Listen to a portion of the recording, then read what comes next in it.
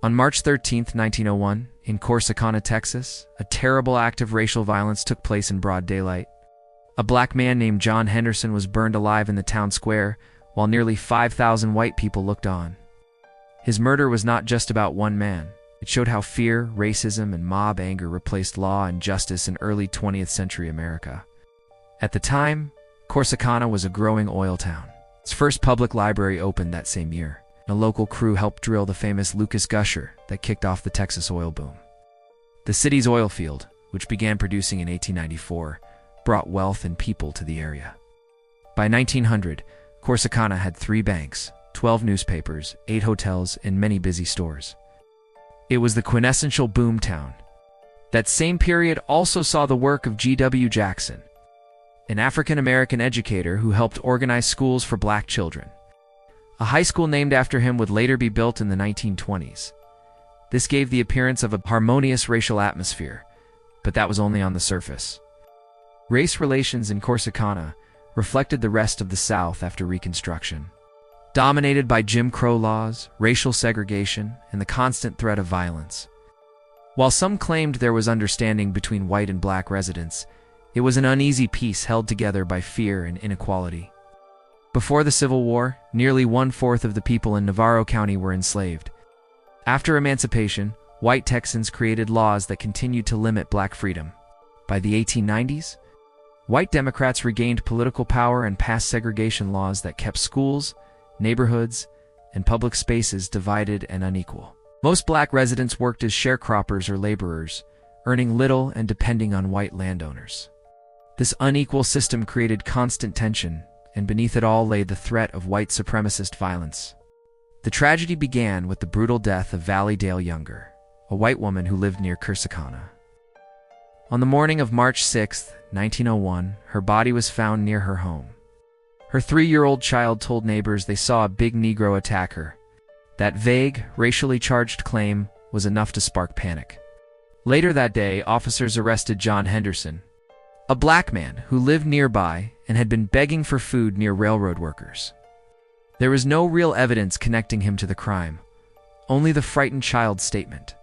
Still, in that era, a black man accused of harming a white woman was automatically seen as guilty.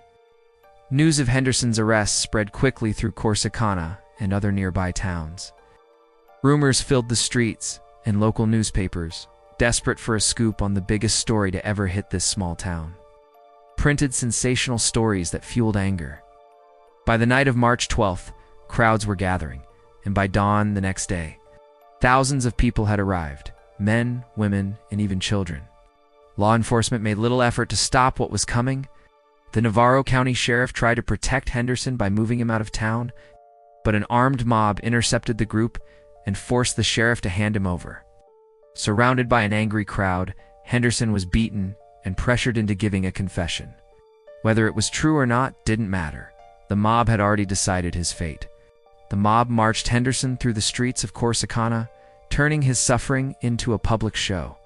People lined the sidewalks, watching as if it were entertainment.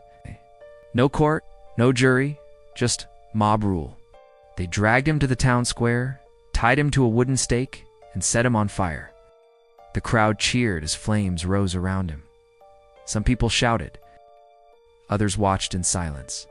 Even children sat on their parents' shoulders to get a better view. Local newspapers reported the lynching not with shock or sorrow, but with pride, called it swift justice, and described Henderson as a fiend or brute. They ignored the lack of evidence and instead celebrated the mob's actions. They used language that assumed guilt. They acknowledged the forced confession, but never questioned it. The confession was written with perfect grammar and included damning details. Yet Henderson could neither read nor write. Papers around the nation repeated these reports, focusing on the gruesome details but failing to question the morality or legality of the event. In doing so, the press helped normalize lynching, treating it as a community response rather than a crime. John Henderson's murder was not an isolated case. Thousands of black Americans were lynched between the late 1800s and early 1900s. These killings were used to terrorize black communities and enforce white supremacy. the killers were almost never punished. Over time, Henderson's name faded from history, like so many others. The NAACP was still 8 years away and there were very few black newspapers.